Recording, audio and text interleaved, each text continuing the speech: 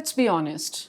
We don't talk about something so serious such as drug use and abuse until we lose someone so close to our hearts, someone in our circle, someone in our family. We love to brush it under the carpet. But the stats are really staggering. Around 15 million Pakistanis are using and abusing drugs in different forms.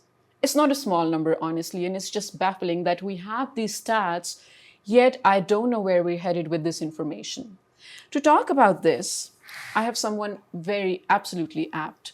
This person has been working really hard in collaboration with government and non governmental institutions to bring about a change for the youth of Pakistan.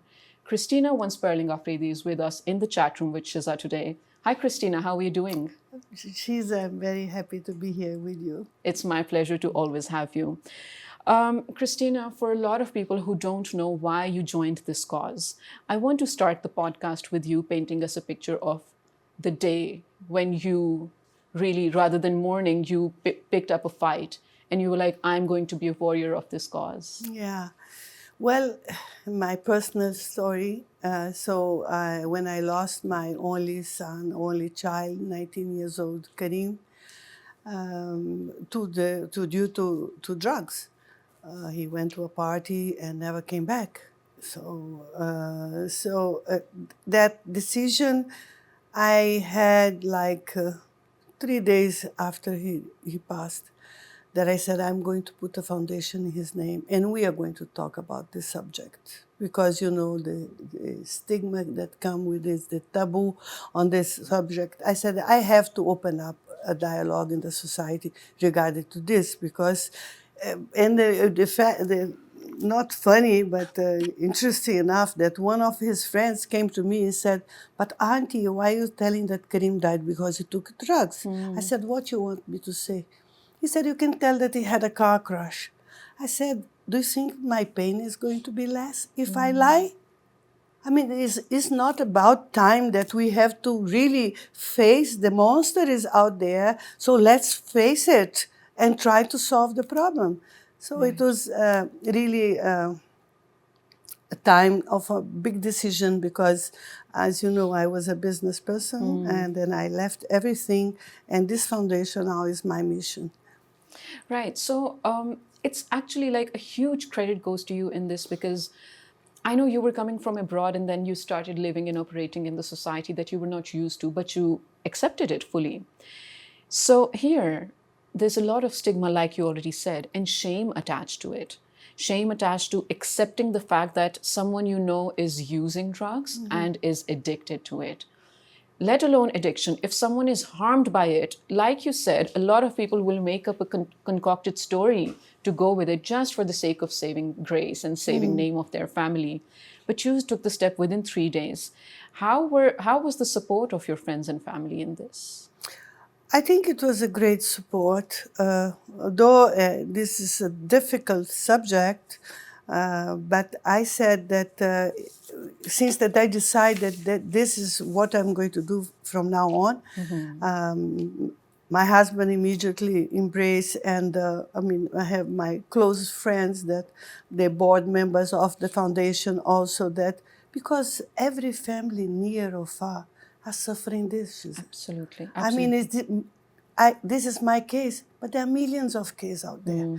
So it's not a personal issue. It's a public, it's a community issue that we have to address.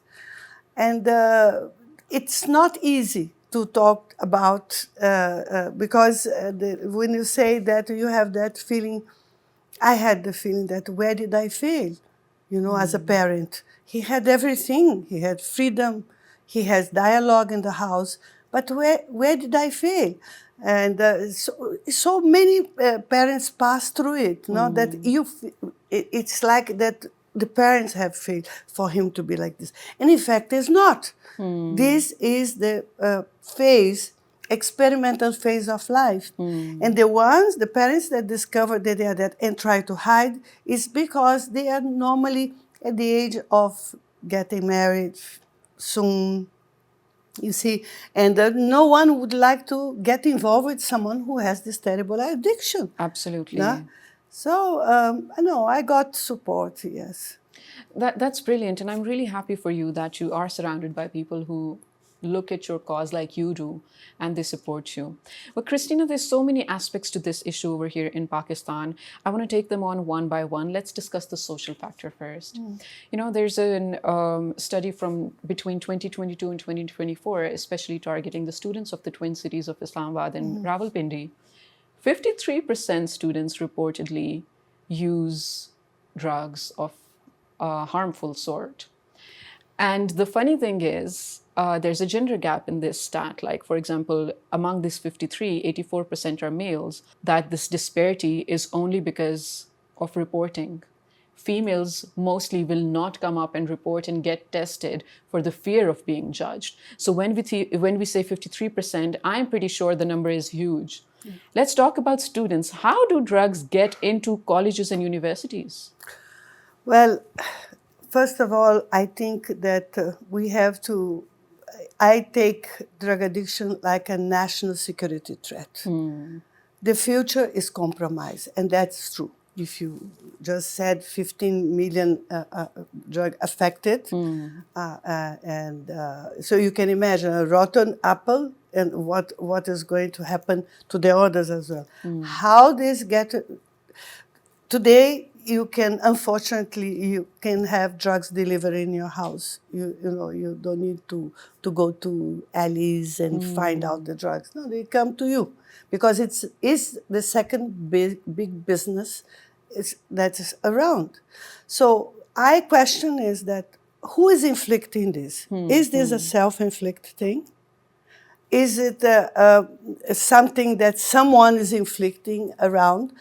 We talk about geopolitics. I mean, where we are located, are we surrounded by friends? And the thing is that we have to consider is that we have forgotten the Opium War that was inflicted in China. Right. No, China, I was invited by the government twice to see their operation there. They take things very seriously. So it's imagined with that population if they will lose the control on drugs. Because you know very well, I mean, drugs is that if I capture your mind, I capture your body. Of course. You are mine. So that is how do you get it there? It's now the things are minimal. The drugs have no smell. So I mean, it's apart from the traditional one. So we have the methamphetamine, the ice, which is there is no smell basically. So you cannot catch. There are so many, and adolescents are very clever. Absolutely true. But it also kind of transcends me, honestly. Like you mentioned ice, similar drugs, they can go so easily unnoticed. I mean, a teacher can come check on you, check your bag, and you can still be carrying those drugs. So other than hard party drugs, some of the most commonly used drugs among students in the Twin Cities, I'm also assuming maybe it's all across Pakistan. I have only stats from the Twin Cities at the moment, are cigarettes, of course, and they count it under drugs because addiction is insane. Benzos. And then a naswar, which is a form of smokeless tobacco, very particular to Pakistan. Cannabis, of course, and alcohol.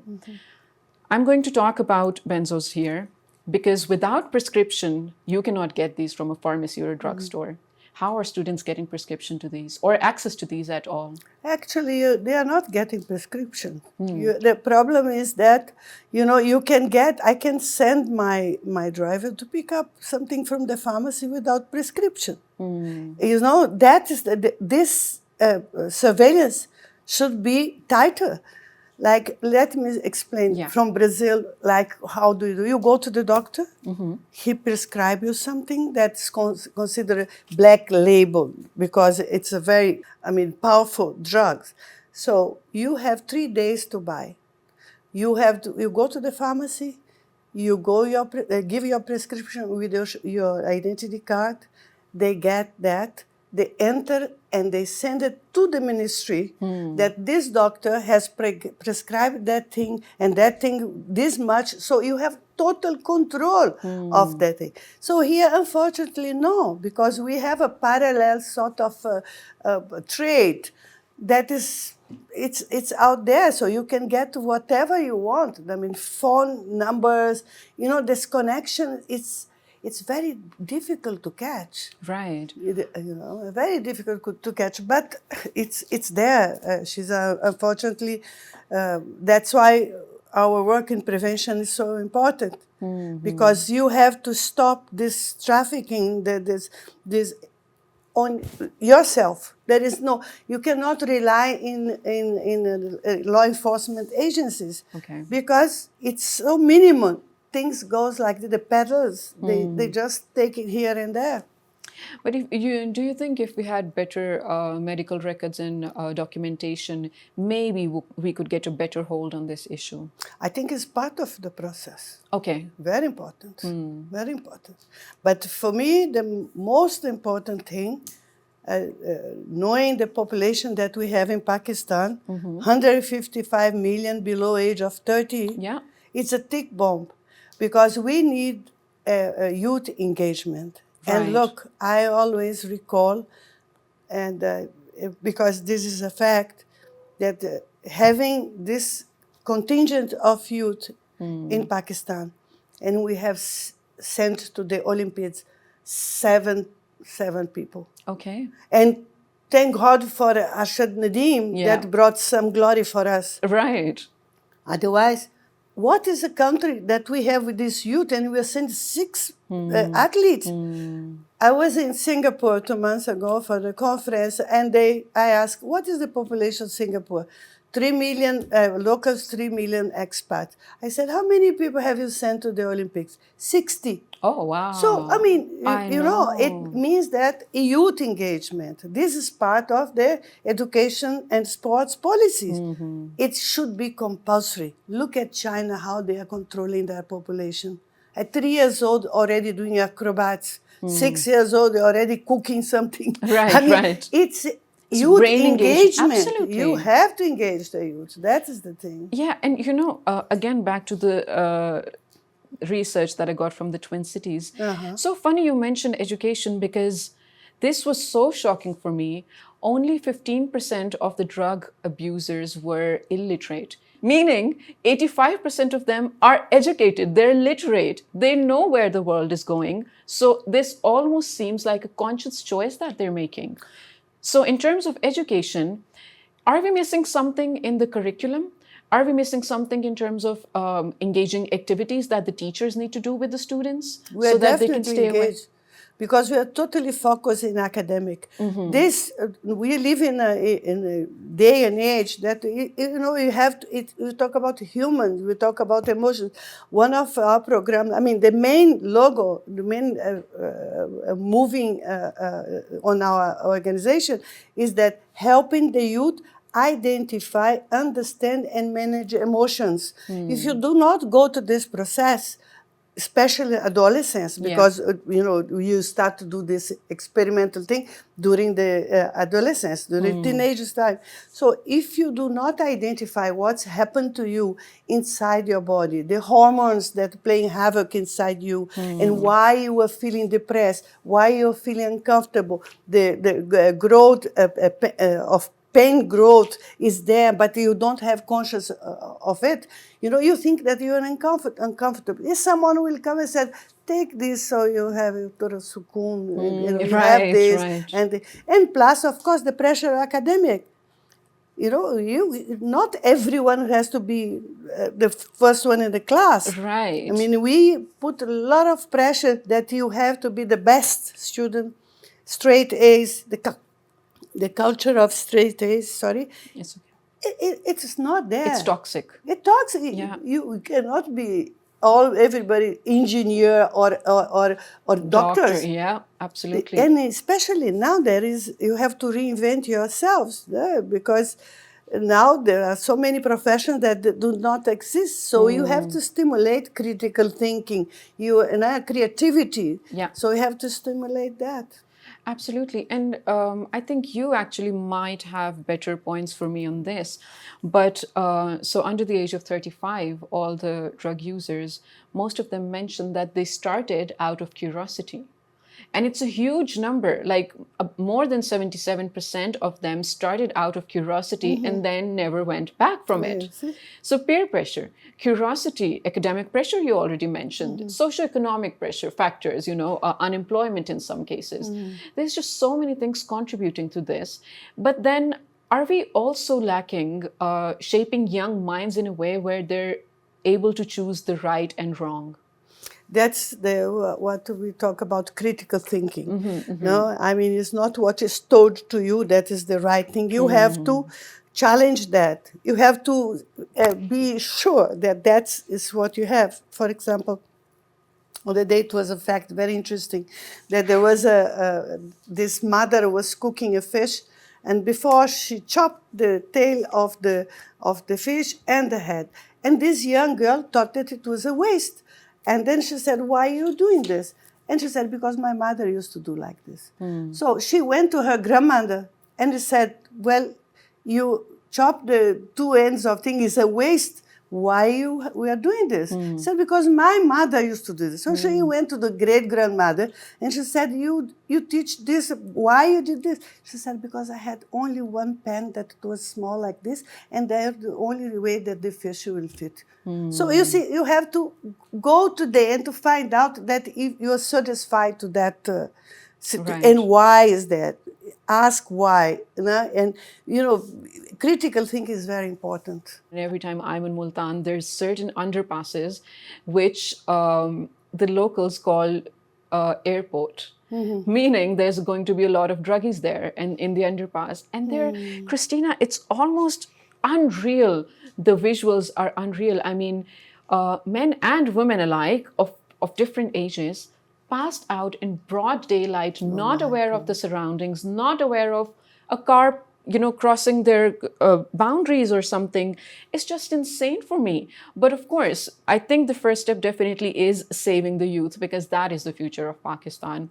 I want to talk about rehab institutions. There's multiple. While I was researching for this episode, I personally came across hundreds of them in Islamabad, Pindi, and the suburbs and surroundings. First point, when we talk about seizures, and we're so proud to advertise seizures. Oh, this many people were caught using drugs and the police detained them and jailed them and everything.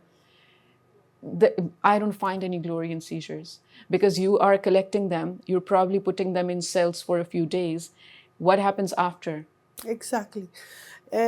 Look, we are in favor of decriminalization of drugs, but this doesn't apply to the drug dealer. Okay. You see, it's for the drug user because he's a victim of it. So if you catch a drug user, put him in jail. What is good is that? I mean, so you have to supply something because he will going to withdraw symptoms. He can die, or what? It is a problem. Right. So the thing is that, unfortunately, Pakistan, to please the international scenario, had reduced that penalty to life imprisonment for drug dealers. This does not really make the thing better, because I find that drug dealers are the biggest menace in the society. They are going to wipe out this population. Your country is at risk, and where is the future is going to go? Look at that. If you talk about 15 million, it's, I mean, in one, and 15 million drug users. And I heard this last data that we have 26 million children out of schools. So it's a combination of things that are not looking good for the future. But at least you have to preserve the mind of your youth. And there is a solution to that. The solution is prevention. Right. The prevention, because the rehabilitation center, how many you are going to put it? Actually, the rehabilitation center right now, they are not in the legal terms. What Okay. kind of treatment they are doing? Are they complying with the international standard of treatment? I don't know. Who is checking on this? Right. You know, they're most sedating. And I talk about this because it's very difficult to, because it's a big business. very difficult to identify one. Then if I get a phone call that you go to that, I cannot refer. I refer one in Peshawar because the person who ran that place had lost 2 people on drugs. So therefore, there is emotional involvement there. But the ones that are open, it's like mushrooming. Who is controlling? And 5 lakhs per month. Who can pay that? So I have crying parents saying that, call me saying that, please let me know. I want to, save my son, my daughter. And it's very difficult. So we must do a legislation to oblige these centers that are operating to comply to international standards. Right. And I want to talk about policies, but it's so shocking for me. 5 lakhs per month. So, for example, if a person from a humble background, let's say, or meager means want to submit their loved one to such a rehabilitation center, and let's say 2 or 3 months down the lane, they're out of finances. So the person is, of course, going to come back. What happens to the process of rehabilitation? Is there a certain criteria they're following? Okay, step 1, step 2, step 3, or is it? It should be, because normally you spend 3 months, going through this detox, and it should be detox rehabilitation, but 3 months is more detox than you cannot rehabilitate. But what's happening is that here that they are, for 3 months, they've been locked up, sedated, then they go back, go out, go find their group and then relapse and go back. So whose interest for them to stop is apart from the family? That is difficult, because when you are in it, it's like a little devil in your mind that the shaitan, you're looking for it. You go back to the same environment. If you, after 3 months, if you go back to the same environment, the tendency is to relapse, because it needs an incredible willpower. Absolutely. And you need to incentivize drug users also if you're going to put them through the process of rehabilitation. It's so funny. There is just so many providers and users on the streets, let alone houses. We don't have enough places to put them.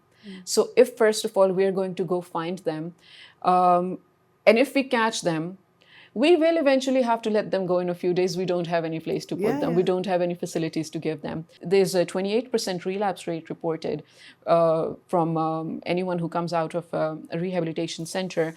But okay, so because you have worked so closely with these institutions, also governmental ones, what could one policy be that could change the whole scenario of rehabilitation institutions, so that people in Pakistan would have faith in our institutions rather than, sending their child abroad? Well, we definitely have to follow the international standard of treatment. And for that, United Nations Drugs and Office of Drugs and Crime, they have the whole process to go through. I don't know if apparently anti-narcotic force has a rehabilitation center. Although it's not their ambit, they are law enforcement, so they're supposed to be catching people in the porous area of Pakistan, Afghanistan. So other than, of course, some of the socioeconomic factors that we did discuss, another thing that I don't think we have any control over is digital influence. We live in a world where you cannot control what you see on your phone or on your computers and everything. This is very much. And I feel really deeply, and I feel really bad for parents with young children, because what can you control? What can you filter out anyway? Well, I think that we have a program that calls Sport is the Answer. You cannot see it. It is very addictive. You know very well. We go to the social media, start to, I spend hours and then when you I'm see guilty. 1 hour is gone. I mean, it's so precious during the period of formation. Now there is this most watched film. It's a series of 4 called Adolescence. Oh God! And that it's exactly what is happening now, because you do not know who are your children next door in their bedroom, because they're going through this phone and they are finding some groups in the world that give them excitement. Not? Because this, when you're part, you find your tribe, Right. something that it's of interest that stimulate your dopamine, but it's not. It doesn't mean that's right, because you have all kinds of things. And this film shows all this misogyny that stimulate, because there was a survey saying that 80% of the girls only like 20% of the boys. So there are 80% of men that are never going to get married or something. So there are these groups that are incentivizing the kids to hate girls. So this is not the way that you... So, but this is inside the house. Né? Parents are here, and so you don't know, you have no control. Right. So the solution is the sport is the answer. We have to implement the sports policy, which is very good. The education, you see, in this education policy says that every school or education institution should be practicing one sport a minimum of 4 hours per week. Failing to do so should be shut. So there is an enormous number of schools that there is no campus at all. It's just classroom, because campus, you waste space, you don't generate money in an empty space. So the commitment of physical education is not there. It should be compulsory. You should start, because then develop your endorphin, your dopamine. Right. You feel good, you feel powerful, and not just sitting and looking at one gadget. So sports is there, the policy is there, but we have to implement. Right, and a lot of, a huge amount of users from the Twin Cities mentioned, sometimes I just don't feel good in my life, and to find that pleasure or to find happiness in my life, I resort to X, Y, and Z drugs. I completely understand. Once you're in that rut, once you're in that cycle, no book, no movie, no parental figure, no one is able to convince you otherwise. So that moment of helplessness and the dark abyss that you're in, I mean, my heart goes out to people who are in it at the moment. And I really, really hope and pray that they're able to find someone that they can listen to. Because the next step is then rehabilitation. The first step is telling your mind, I need to change my patterns. Let's talk about porous borders. We love to use this data that 90% of the world's opioids are exported from Afghanistan, produced in Afghanistan and then exported. And among those, around 40% transit through Pakistan. In that transit, a lot of local bodies operate as middlemen and dealers. Yeah.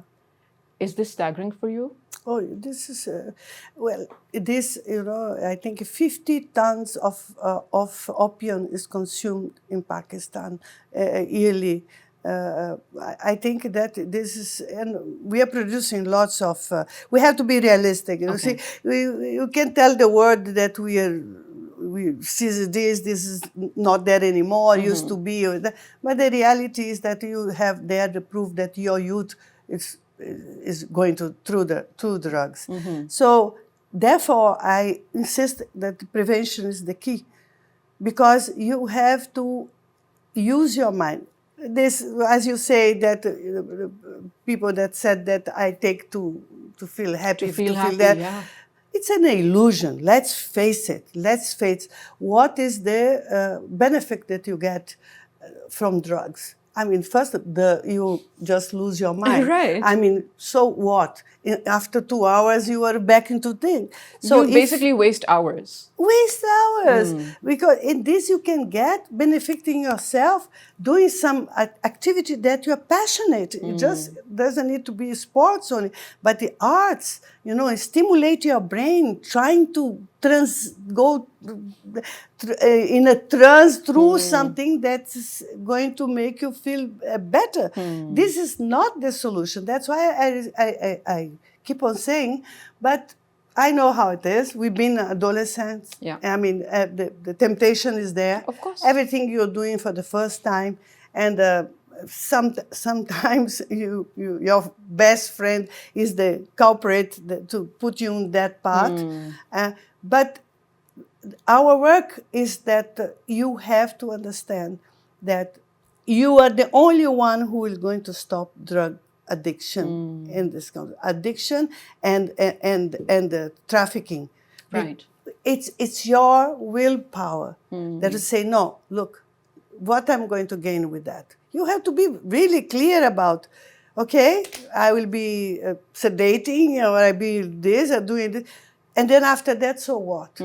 Back to reality. Back to reality. Right. So instead to solve your problem, you have another problem. You're delaying it. Yeah, absolutely. You have another problem. So, Christina, are we still saying that all the drugs or opioids in Pakistan are coming from Afghanistan? Or are we also going to ever tackle the fact that we also produce some of it? We also produce something. Actually, everyone is produced because the formula is in the net. You know, when you are young, you want to do something that is not really right. And if everything is in front of you, you start to produce yourself just for the sake of curiosity. And then this curiosity is going to be fatal for you because when you end up experimenting, getting people involved. So you have to have the famous critical thinking that you have to. It's after all useful. No, it's definitely. And the society has to change a little bit of the approach. I know we live in a complex society that you have traditions to follow. And when I talk about that fish, is that is that the right thing? You know, you go to, so you have to keep on moving. Tradition, it's there, but you have to adapt. We are in the moment that we have to live. Give a little bit of freedom of decision for the youth to choose what they have, to have responsibility for their own life. Because we love to blame the others, right? Right. So, and in case your parents make a decision that is not what you want, you are going to blame them forever. Right. For your unhappiness, no?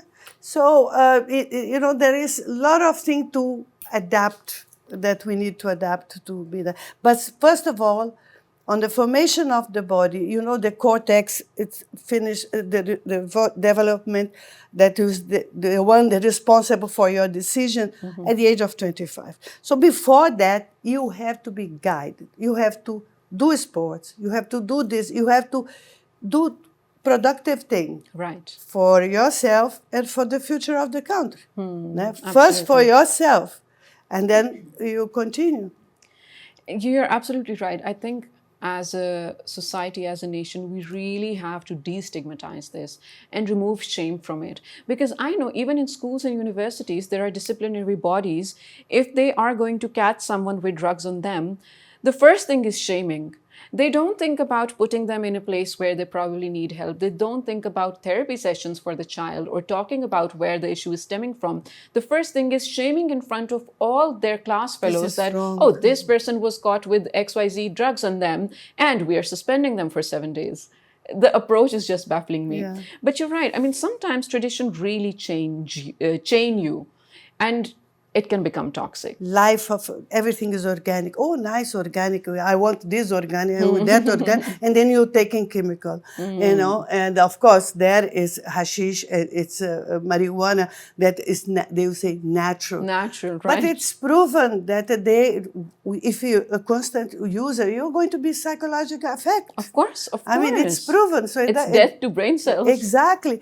Iceland, it's a success story. Excellent. It's a very small country, but they used to be the most consumers of alcohol. The youth was in drugs. The youth was in totally despair, actually. They had banned all the propaganda on that, and they had stimulate sports, arts, and things, so shows and things like that.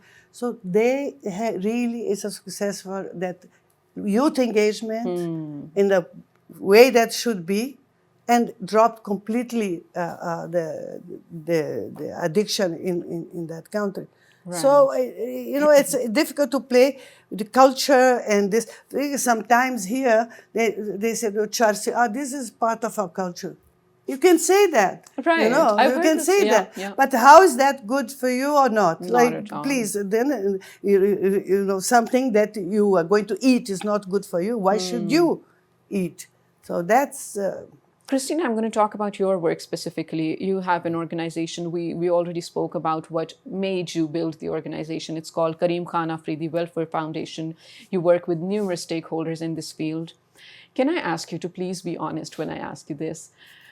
So many years down the lane, do you still find yourself talking about or requesting the same policies to be implemented, or do you see change?